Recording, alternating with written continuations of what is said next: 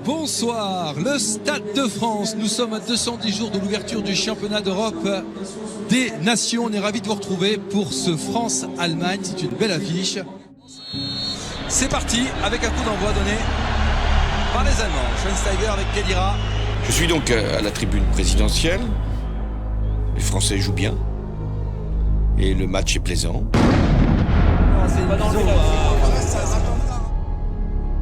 Il y a une détonation. Elle paraît à l'extérieur du stade et ne produit rien à l'intérieur. Ok, j'écoute. Oui, bonjour, on a une explosion de bouteille de gaz au Stade de France à Saint-Denis.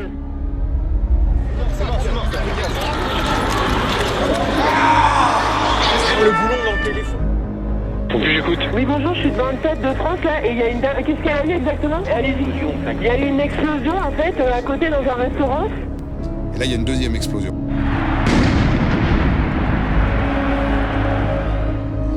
Un de mes fils qui est présent au stade, ce que je lui dis, c'est ce que je pourrais dire à tous les spectateurs. Restez au stade. Vous êtes en sécurité là. C'est une muscade précoce au Stade de France. Dis-moi juste, 2 explosions, ouais. Aux abords du stade. Ouais. Et pour l'instant, le stade, il n'y a pas eu d'information là-dessus. Non, il n'y a pas eu de diffusion d'informations et il y a encore 72 000 spectateurs à l'intérieur. Il n'y a pas de fusillade, il n'y a rien. Il n'y a pas de fusillade. Parce qu'on a plein de fusillades dans Paris là en ce moment, hein, je te le dis. À ce moment-là, je reçois un coup de téléphone m'informant qu'il y a à Paris des attaques qui se produisent sur un certain nombre de lieux. Ici le véhicule de secours Estime 133 entier, je demande déclenchement du plan rouge. Rue Alibert, angle rue Bichat. Bilan inconnu. Il envoie des rafales, tout le temps. Il fait tomber le chargeur, il en remet un, et il continue. Ça tient. Ça tient. C'est un attentat, des gens à la mitraillette qui ont tiré sur les gens qui étaient en terrasse. Il faut envoyer beaucoup de véhicules. Prendre des balles à côté du Bataclan, mon mari est blessé, moi aussi. 1500 personnes dans le Bataclan et qu'il va y avoir autant de morts et de blessés dans le Bataclan.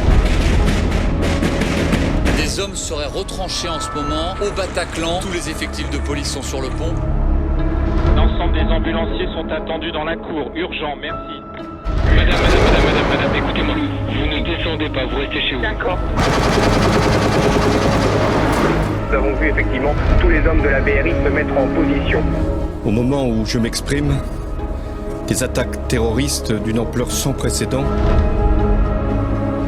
sont en cours dans l'agglomération parisienne. Il y a plusieurs dizaines de tués.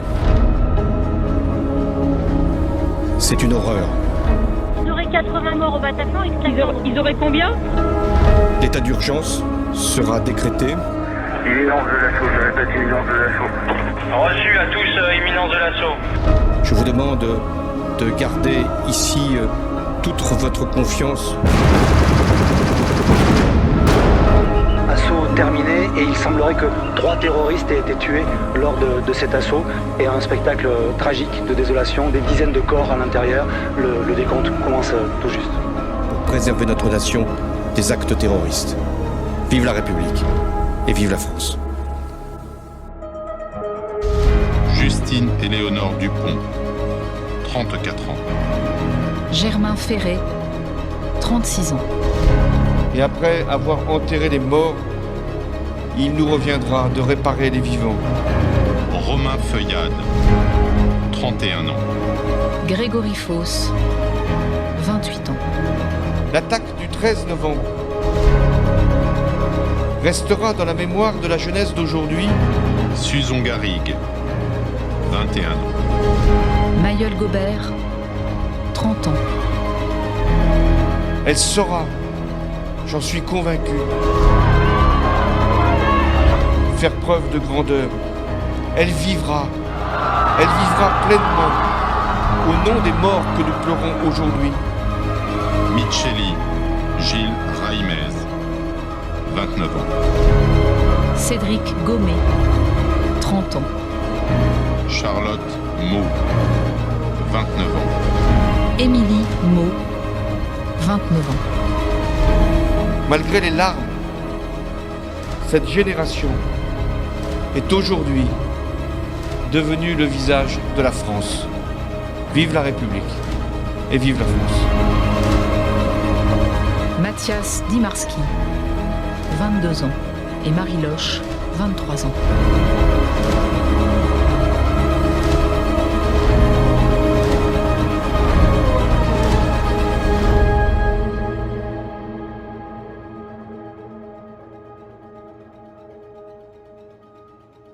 Thank you.